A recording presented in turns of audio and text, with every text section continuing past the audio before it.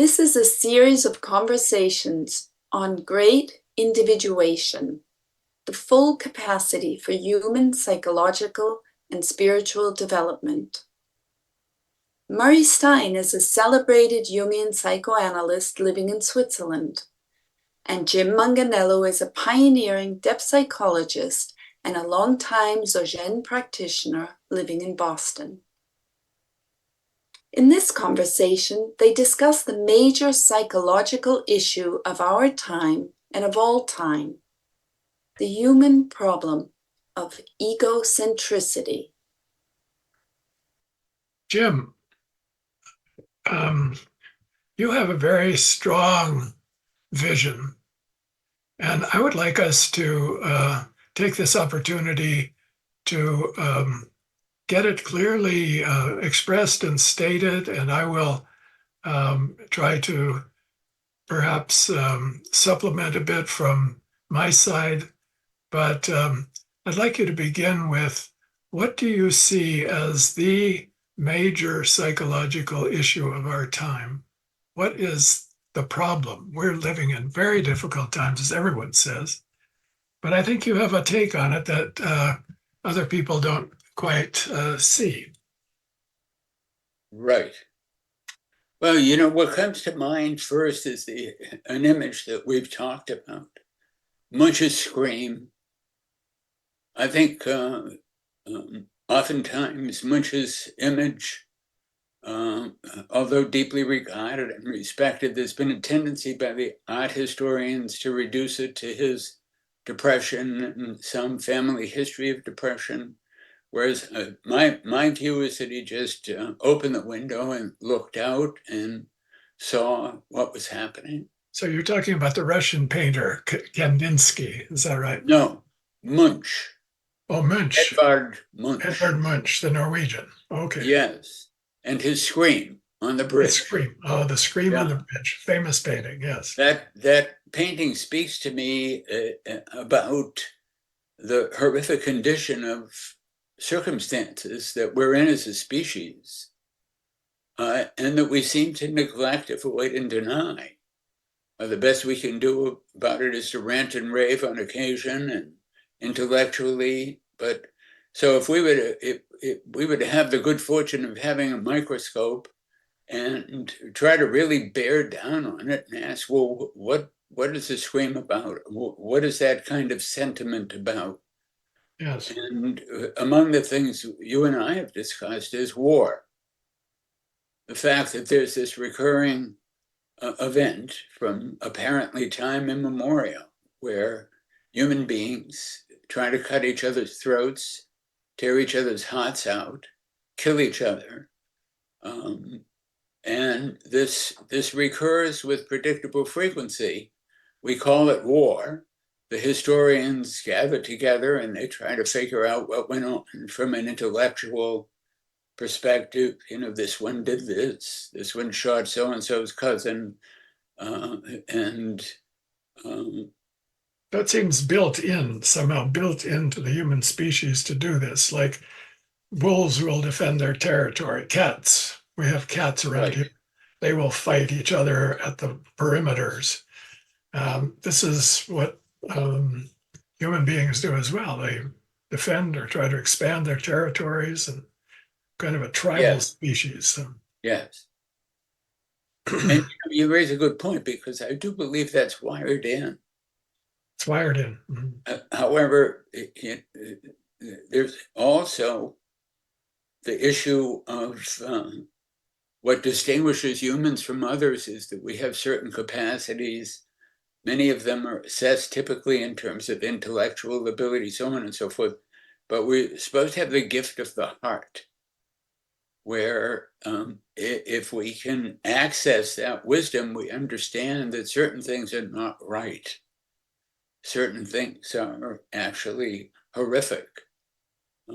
But today in particular, I think because of the marriage between science and commerce, and technology, there's been a tremendous slide into materialism as a kind of way of life. It's the religious conviction that's in the background of everything. So this tends to promote the kind of egocentrism, preoccupation with one's own life, with advancing one's circumstances, with protecting oneself, becoming wealthy, becoming famous, becoming well-known, becoming published, getting good reviews, so on and so forth. And the other day I was watching a little bit of news on television, and I was struck by the commercials of how absurd they were, how they lacked any credibility whatsoever, the lack of sincerity in the communication that was going on, the music and everything trying to kind of gin up circumstances where you believe that these little pills would help you, or this could be useful. And the time seems to have passed when people speak sincerely to one another and deeply, particularly around important issues. The other issue, in addition to war, that comes to mind very quickly is this global warming stuff.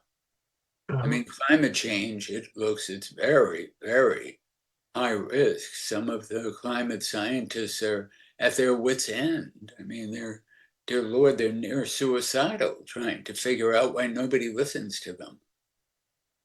Yes. I'm thinking that psychology has to grow into a deep consideration of these issues. Do the psychologists speak about these issues, or are they focused on more individual issues and personal issues? They do speak about it, and that's the problem. I mean, I think we have to be very honest and naked, which is that we haven't yet uncovered the knowledge that would help us to understand why this happens. Your comments, of course, accurate, don't account for it all. There should be ways to intervene with that biological imperative. You know, you call into question very considerable things. There are some that would argue that our species is inclined toward a dualistic perspective. Dualistic. Can you explain that, Jim? What is dualistic perspective? It's the tendency for our species to think that who we truly are is in here and the world is out there. I see. And it seems to reflect a certain kind of common sense that's undeniable. That's how built in it is. And we could imagine that a cat or a goose or a giraffe would have its own view of reality that it doesn't think of as something that it can relativize, that it's simply the way things are. Yeah. In actual fact, especially if we were to consider such a thing as spiritual wisdom, that basic dualistic stance is understood as the problem. That lays the foundation for the egocentric movement. Now, if we were going to talk about this in gradual terms, we might not want to jump right on what I would consider some of the most astounding contemplative science discoveries, which are so important. They're Copernican in their power, in that they have basically unveiled the deepest nature of the human mind. And this, I think, is something that Jung would have been incredibly interested in. And all of those, including the Jungians, who would say, well, we already know that. That's baloney. They may know it conceptually, but it's very hard to integrate this experientially without having your mind completely blown, because it calls into question two things. One, the sense of identity that we subscribe to, that we feel that we are, is essentially fictive. It's essentially not there as we experience and imagine it. And two, the world that we imagine is out there is really a species projection. It is not out there as some absolute reality that we have unearthed or we have discovered what its nature is. But we don't call that into question. Now, I'm thinking that if we were to ask, well, what causes war? What causes the ignoring of the environment? What causes the death of 18,000 children a day from starvation? Very painful death, when in actual fact there's enough food to feed everyone. What causes the pettiness? What causes the insanity, the preoccupation with things that don't matter? The other day I drove into Boston. I lived maybe an hour and a half north of Boston, and I was just stunned at the traffic. And it came over me like a dreadful feeling that all of these people are driving to lives they don't believe in. That there would be a good chance. We certainly can't say that's true for everybody, but by and large, this way of life that we live, nobody has a choice to elect something else, really. And everything is structured out of this, again, this, what Kandinsky is called the materialistic nightmare. You think about it, why do we have roads? Why do we have cars? Why do we keep digging oil? Well, profit. The profit motive plays an incredibly significant role in all of this. And then we start to look at the politics, and we see the same kind of details from time immemorial, that there's a tendency for some folks to get strong and powerful and seek to have dominion over others. Some folks who want to be wealthy and rich and get the best of everything, while everybody else is relegated to, if they're fortunate, a good enough life, but with another segment of the population that lives a desperate life of difficult circumstances. So back to the contemplative science discoveries, I think that they're profoundly psychological, and they have tremendous implications. What do they tell us, Jim? Well, that there is, you and I have discussed it in terms of its implications for reimagining individuation such that it has a both temporal component and a non-temporal or an atemporal component. That the deepest nature of mind is timeless. The deepest nature of mind is simply pure awareness. It's the ground of being. It's not a concept. It's not an intellectual idea. It's a direct experience, and it's basically been unearthed through the use of phenomenological methods of inquiry, as opposed to the so-called scientific method, which is always trying to find out from a third-person stance what mind is. And the conclusion that seems to have been drawn is that mind is brain, which is completely ridiculous. It's hard to say that to a hardcore biologist or biological psychologist. Most psychology departments are now known as Department of Brain Sciences. So if we were to look at the implications of this, we can understand the beginning of the egocentrism dilemma, going back to the idea that we basically identify with a fictive sense of identity. We can approach that from two levels. One, as children, we're at the mercy of parents, who most often haven't individuated to the deepest levels possible. They are also operating with fictive identities, and they have views of who we are that they mistake for accurate perceptions of who we are. And they repeat these to us again and again in the midst of countless interpersonal interactions. So there's a point at which we abandon our own direct experience as to who we are, and we take upon their assumptions of who we are. So you become Murray, I become Jim. The ground begins to crystallize around those assumptions. And before too long, we have a self-image that seems to be incontestable. and our thought, feeling, and behavior aligns with that self-image. And in actual fact, whether our self-image is accurate or not, we are chained to it. Our thoughts and feelings tend to move directly. And we're not educated to call that into question or to dive more deeply into who we truly are. So what the contemplative scientists have done, I think profoundly, this is beyond Nobel Prize winning discovery, is that, that the thinking mind is very, very tricky. That if not properly understood, it leads to this egocentric dilemma in which we identify with a false identity and we become preoccupied with protecting its interest, advancing its interest, having it look and be good, and to avoid at all costs existential thin ice. Mm-hmm. And it doesn't leave us with a very great priority of taking care of one another, of caring for each other.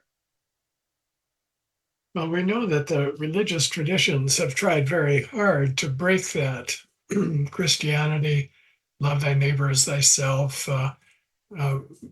Buddhism with compassion and so on, but they haven't had much success on a collective level. I mean, many individuals, of course, subscribe, and there have been saints and there have been exceptional people. But is it possible, you think, to affect humanity as a whole enough to make a difference? I don't think there's any question. Well, actually, there is a question too. One, we're at risk of dying off before we have the opportunity to do that. Yeah. I mean, if we think of psychology as a relay race, so to speak, some substantial legs of that race have been run, but it's relatively impoverished. So we don't have the knowledge to do anything.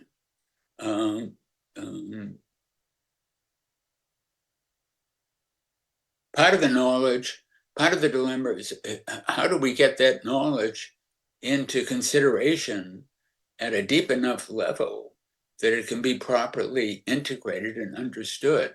Yes. Religion, I think,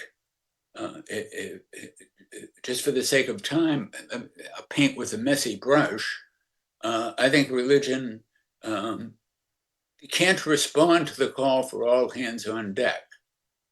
I think it's plagued by the same problems that everything else is. There's a lot of egocentrism, a lot of power and control, Yeah. even in the what's presumed to be the most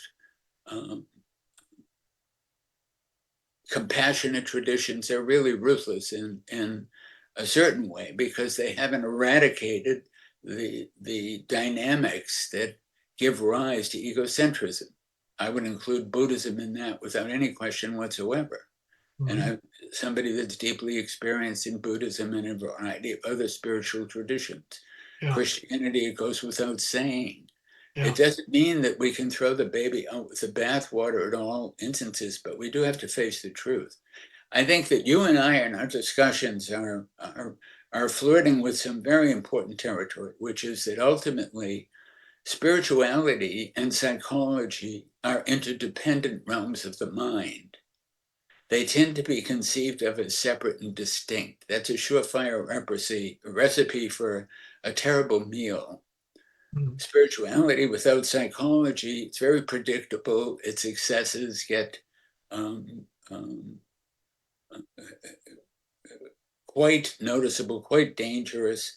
What tends to happen with spirituality separate from psychology is that the original revelation, the heart-pounding, profound spiritual revelation that arises sometimes in the being or the psyche of an individual or some individuals is lost. What rises up and what takes over is the box that the revelation is put in.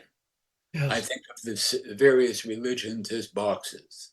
Mm-hmm. We have a Christian box, we have a Buddhist box, we have a Sufi box, we have a whatever. And if the experience of the sacred dimension of life is a psychological experience. The question is, how can we have those kinds of experiences and bring them back into time so they make a difference? Now, we've talked a lot about small s self and capital S self. Can you say a word about that? Small s self is identity, ego, so on, the box. What is large S self? We want to include that in individuation psychology. That's a part of psychology, and that is a link then to spirituality, isn't it? Yes, yes. So I think in our discussions that we've touched upon it from many different perspectives, but we can conceive of the small s self as the part of our circumstances in time. We are embodied, after all. It has tremendous consequences on psyche. Yeah. And because we're in time, we have a course of development that's in time. And in that context, we develop an experience of who we are, small s self. And that is prone to egocentric preoccupations. Yeah. And including the shaky uncertainty of who it is, how stable it is, how predictable it is, how reliable it is. We have to struggle on thin ice some of the time. The capital S self has been a kind of intellectual projection that people have thought of, and as we've discussed in the Jungian psychology world, everybody's got often a different point of view or vantage point on the self. We're talking about it in a sense where this contemplative science discovery, it's the unus mundus. It's the atemporal ultimate reality. It's the one. And again, it's very difficult to weigh and measure or consider these ideas without doing from the vantage point of the intellect, which is why it's so important to experience it directly. Yes, experience has to come first, doesn't it, before you intellectualize, or else you just get lost in the concepts. Yeah. And I think you touch upon a point, not to drift off, but this fear that, well, AI is going to get so powerful that one day it's going to wake up and own everything. And well, I think that's already happened with the intellect, as you just said.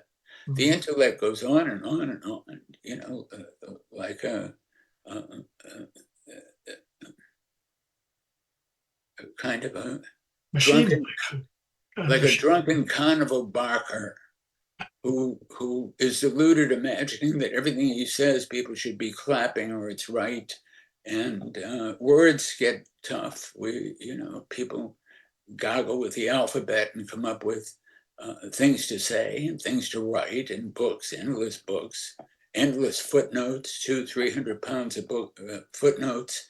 And we're referencing what other people have done who've been goggling with the alphabet. And all the while imagining somehow that this represents some incredible body of knowledge, and not to allow the universities to escape. I think, quite frankly, if you look at universities clearly enough with the right lens, they're simply garment industries in disguise. In the past 20 years, all they've figured out is how to raise tuition. And hospitals are going through the same thing. It's the bean counters. It's the money people. It's the venture capitalists. Literally, this is not a joke, or it's not some idle criticism. The fact is that in the United States, and I think, frankly, in Europe, but we can only speak with the research in the United States, the third leading cause of death are physicians in hospitals. Why is that happening? Nobody wants to ask those questions. In the same way, nobody wants to ask a question about war, because what happens is that if you ask people who are in war to take responsibility, It's something they're just not going to do. You know, and you think of the two soldiers that are trying to slit each other's throats. If they could have a moment of awareness that said, you know, if I were born in your mother's womb and you were born in mine, we'd still be doing this, but on the other side. Yes, exactly.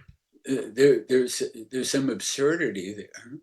So the direct experience of the unus mundus, or the capital S self, leave it that. We can always, we don't want to get too fixated on the words, but that is very possible. But you have to know how to do it. Yes. And psychology is begging now for a next step in its own individuation to not just idly believe in this stuff, but to put these methods to the test, to verify and come to some conviction that they're reliable and valid enough to integrate into what we already know about psychology in time. Yes. Which is incomplete. The psychology beyond time. Do you have some suggestions for how that might, that kind of research might take place? How would that be set up? Yeah, I think if we look carefully at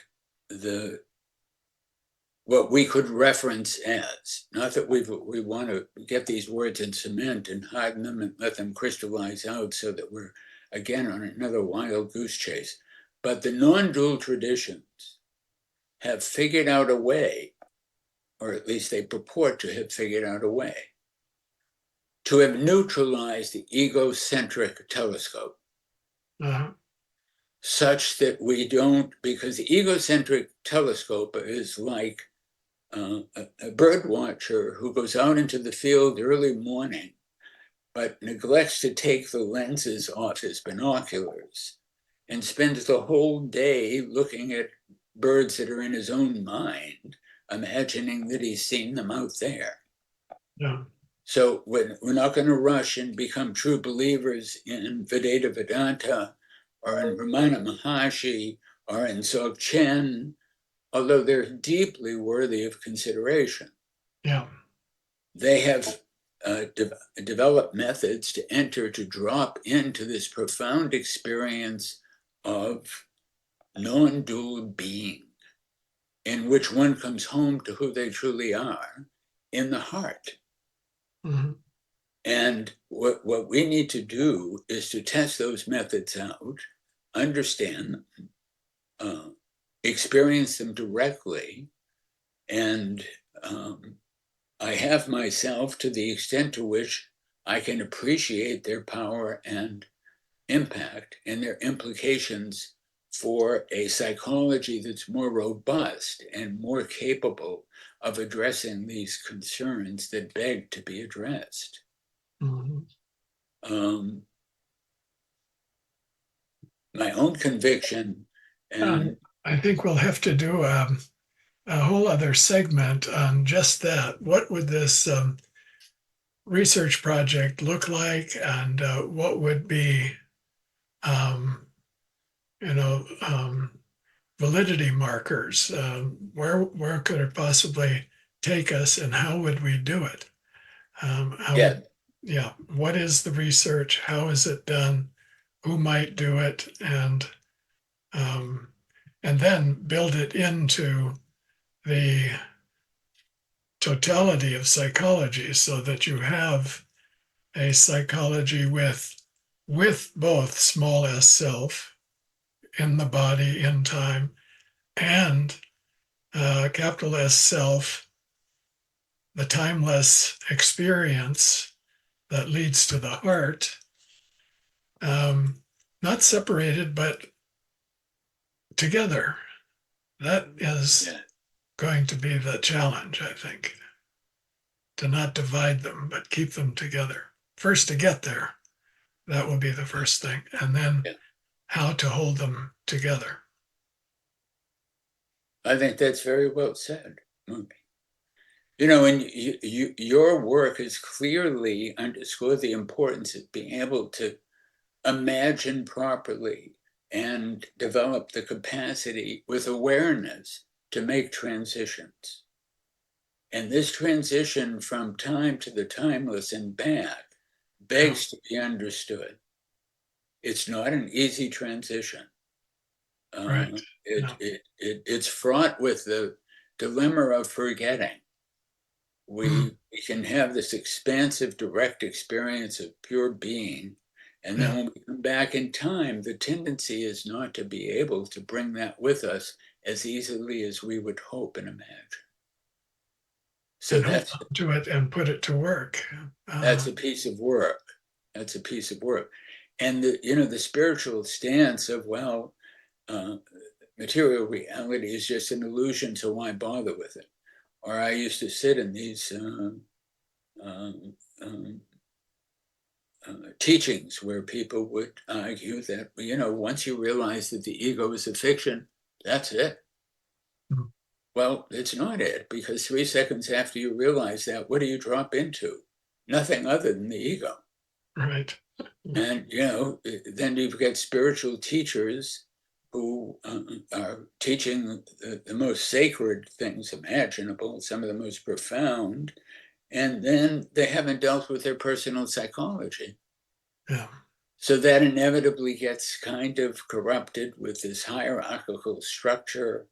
And whenever there's hierarchy, there's power dimensions. And if you don't have psychological eyes, you can't see them. Oh. People keep That stepping brings in, the whole issue of what we in Jungian psychology call integrating the shadow, or making the shadow conscious and keeping it in sight and not projecting it and not hiding it, but knowing what it is, and awareness. That's a part of the picture. Once that gets hidden away, it becomes more dangerous than if it's in sight. Very dangerous, yes. I think that's very important.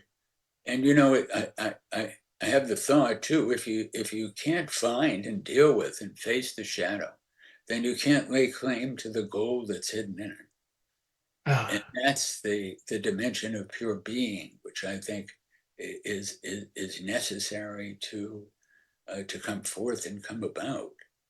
I think, getting back to Munch's painting, that people don't necessarily think of war as something so horrific that it must be stopped. I think the gambit is, well, it's not happening here. I can place a bet that it won't happen here.